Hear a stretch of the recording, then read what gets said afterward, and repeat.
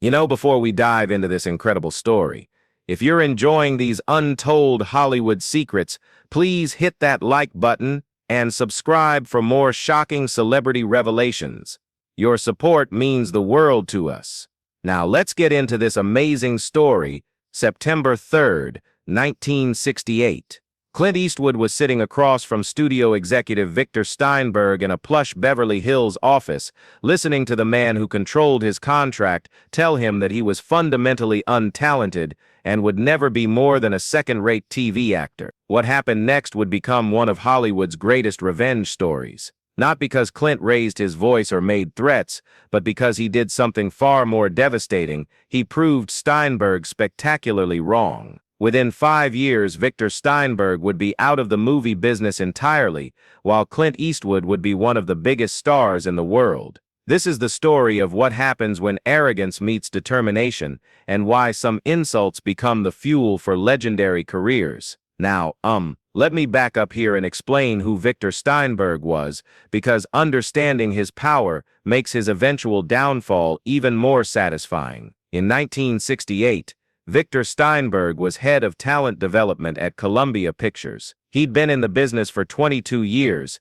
had launched the careers of several major stars, and considered himself an expert on what it took to succeed in Hollywood. Victor thought he could spot talent from across a room, recalled former Columbia publicist Nancy Chen. He was right about 60% of the time, which made him think he was right about everything. Steinberg had power, real power. He could green-light careers or end them with a single decision. He controlled which actors got which roles, which projects got funded, and which stars got the promotional support that made the difference between success and failure. More importantly, Steinberg believed his own reputation. He'd convinced himself that his track record gave him the authority to make pronouncements about any actor's potential. That confidence would prove to be his undoing. The meeting that would change both men's lives forever was supposed to be routine, a contract renewal discussion for Clint's exclusive deal with Columbia. Clint had been under contract with the studio for 3 years, mostly doing supporting roles in Western films and the occasional crime drama. He wasn't a major star yet, but he was working steadily and building a reputation as a reliable professional actor.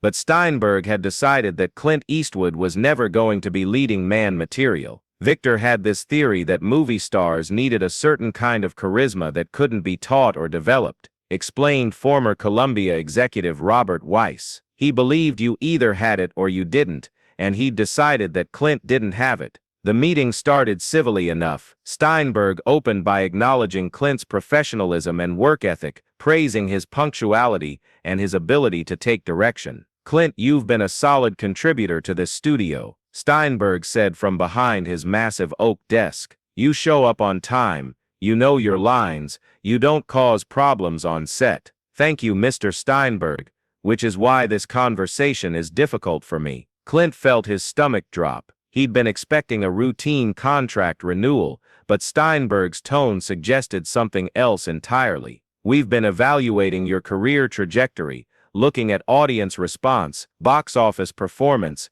industry buzz, and we've come to some conclusions about your future with Columbia." "What kind of conclusions?" Steinberg leaned back in his chair, assuming the pose of a man delivering wisdom to someone who needed to hear it. "Clint, you're a good actor.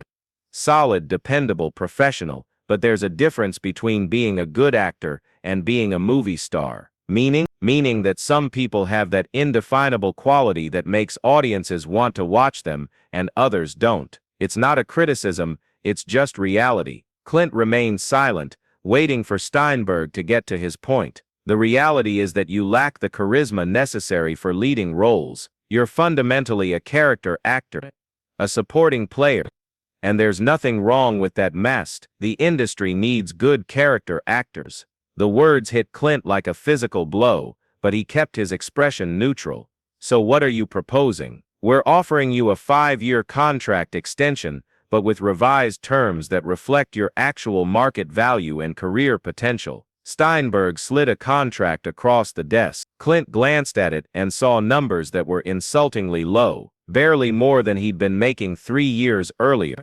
This is less than my current contract. It reflects your realistic earning potential. Clint, you need to understand something. You're never going to be a leading man. You don't have the look, you don't have the presence, and frankly, you don't have the talent. The room went silent, except for the sound of air conditioning and traffic from Sunset Boulevard below. You think I'm untalented? Steinberg's response would haunt him for the rest of his career. I think you're fundamentally untalented for leading roles. Yes, you're wooden, you lack emotional range, and you have zero star quality. Audiences will never pay to see a movie because Clint Eastwood is in it. You're a second-rate TV actor who got lucky with a few small film roles. But luck runs out, Clint. Talent is what lasts, and you simply don't have enough of it. What Clint said next was delivered with the same quiet intensity that would later make him famous. Mr. Steinberg, I appreciate your honest assessment of my abilities. Steinberg smiled, thinking he'd convince Clint to accept reality. I'm glad you understand. This business is tough, but it's better to have realistic expectations than to chase impossible dreams. You're absolutely right about that. Clint stood up and placed the unsigned contract back on Steinberg's desk, which is why I'm declining your offer. Steinberg's smile faded. Clint, be reasonable. This is a good deal for someone with your limited potential. You've made your position very clear, Mr. Steinberg. You think I'm untalented, wooden, and destined to be a second-rate character actor. I'm trying to help you, and I'm grateful for your honesty. It's going to make what happens next much more satisfying. Steinberg looked confused. What happens next? You're going to be wrong, spectacularly wrong, and everyone in Hollywood is going to know it. With that, Clint walked out of Victor Steinberg's office, leaving behind his Columbia contract and beginning the most successful phase of his career. Don't forget to comment below and let us know what other legendary Hollywood confrontations you'd like to hear about. What happened next proved that sometimes the best revenge is simply being yourself, but better. Within weeks of walking out of Steinberg's office, Clint signed with a new agent who understood his potential in a way that Columbia never had. The agent's first move was to secure Clint a meeting with Italian director Sergio Leone, who was looking for an American actor to star in a low-budget Western being filmed in Spain. The movie was a fistful of dollars, and it would change everything. Sergio saw something in Clint that the American studios completely missed, recalled co-star Gian Maria Volonte years later. He understood that Clint's quiet intensity wasn't a limitation, it was his greatest strength. Leone cast Clint as the man with no name, a mysterious gunfighter whose power came not from what he said, but from what he didn't say. It was a role that played perfectly to all the qualities that Steinberg had dismissed as weaknesses. A Fistful of Dollars was a massive international success, grossing over $14 million worldwide on a budget of $200,000.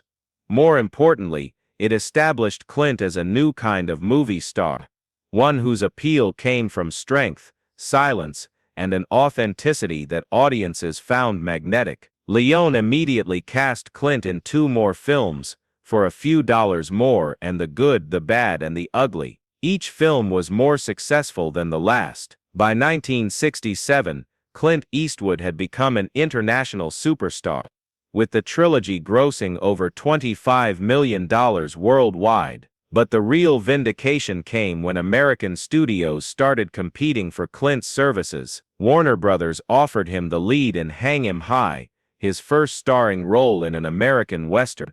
United Artists wanted him for Where Eagles Dare, a World War II action film. Universal was developing Coogan's Bluff specifically with Clint in mind. Every major studio in Hollywood suddenly wanted to work with the actor that Victor Steinberg had dismissed as fundamentally untalented. The offers weren't just for supporting roles or character parts. They were for leading roles in major studio productions with substantial budgets and wide releases. Clint's asking price went from the $75,000 that Columbia had offered to $400,000 per film, making him one of the highest-paid actors in Hollywood. Meanwhile, Victor Steinberg was watching his career disintegrate. The story of his meeting with Clint had spread throughout Hollywood, becoming a cautionary tale about the dangers of underestimating talent. Everyone knew that Victor had called Clint untalented and wooden,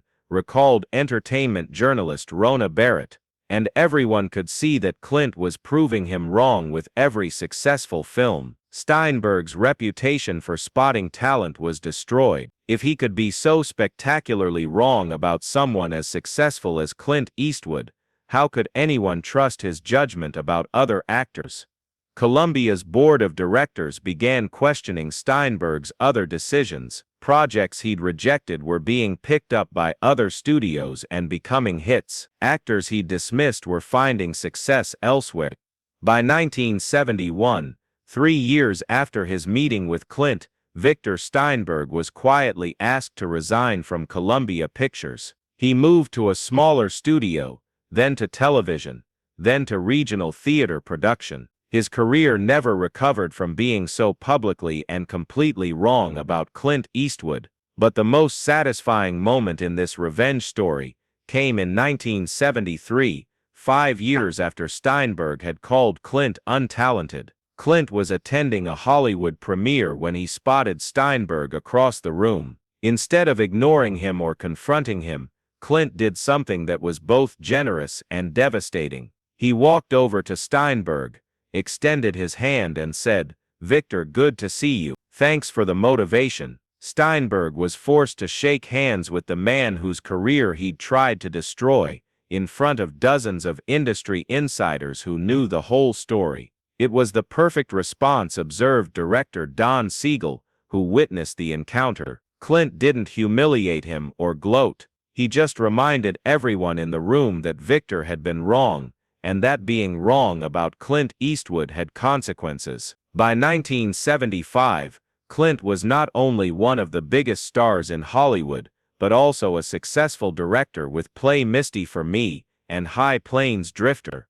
He was everything that Steinberg had said he could never be: a leading man, a box office draw, and a talent that audiences would pay to see. In 1992, 24 years after Victor Steinberg had called him untalented, Clint Eastwood won the Academy Award for Best Director for Unforgiven. In his acceptance speech, Clint thanked his family, his collaborators, and everyone who believed in me when others didn't. Industry insiders understood the reference. Victor Steinberg watched the ceremony from his apartment in Van Nuys, where he was working as a freelance scriptreader for a small independent production company. The man who had once controlled major studio contracts was now living on unemployment checks and occasional consulting fees. The actor he had dismissed as fundamentally untalented was standing on the Academy Awards stage, holding an Oscar.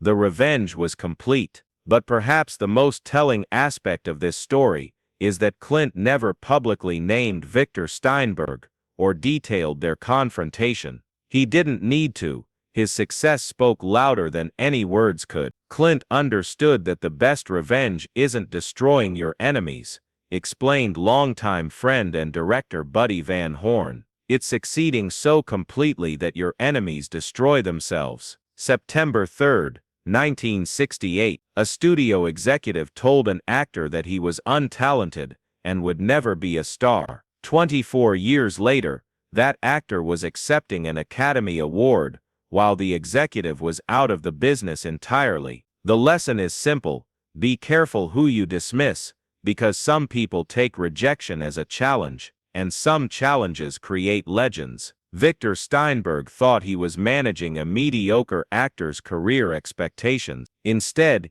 he gave Clint Eastwood the motivation to become one of the greatest movie stars in history. Sometimes the most devastating response to an insult isn't anger or argument. It's proving that the person who insulted you didn't know what they were talking about, and sometimes that proof lasts for decades. Clint Eastwood's revenge wasn't a moment. It was a career, a legendary career that started with one man's spectacular misjudgment and ended with that man's spectacular irrelevance. The studio boss, who called Clint Eastwood untalented, learned that talent isn't about what executives think. It's about what audiences feel, and audiences felt something in Clint Eastwood that Victor Steinberg never understood, something called star power, something that can't be taught, can't be faked, and can't be stopped, even by studio executives who think they know better, especially by them.